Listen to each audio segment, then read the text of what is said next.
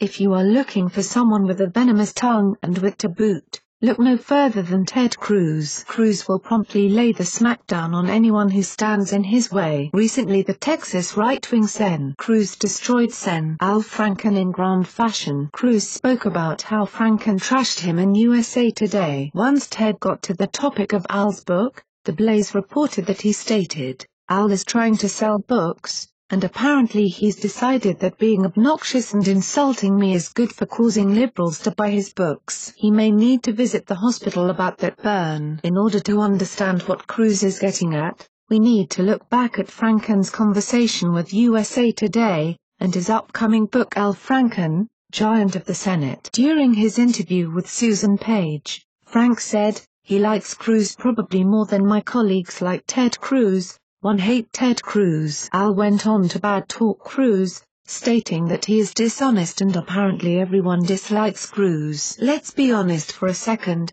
Franken only hates Cruz because it stands to make him famous. It is so evident, so disgustingly clear that you would have to be blind to miss it. If you don't think this is true, let's take a peek at his new book and see for ourselves. Franken has a chapter in his new book that is dedicated to hating Cruz. The chapter is called Sophistry, and it is essentially an effort to attack Ted so that he can get brownie points with his liberal buddies. Luckily, everyone knows what Al is trying to do. He wants everyone to respect and value his opinions, yet wants to give none in return. Typical liberal. Imagine if the shoe was on the other foot. Cruz decides to write a book and includes a chapter about Al. You know what would happen? People would freak out. How dare he attack Franken, they would exclaim. All the while, they are not even sure what his problem is with Al because they never read the book. Talk about judging a book by its cover. Cruz knows how to take care of these people, and that is one of the reasons people love him so much. He speaks his mind in an honest and factual fashion. He doesn't spend all of his time talking about feelings and how people are dishonest, with no evidence to even prove what he is saying. It all comes down to one thing: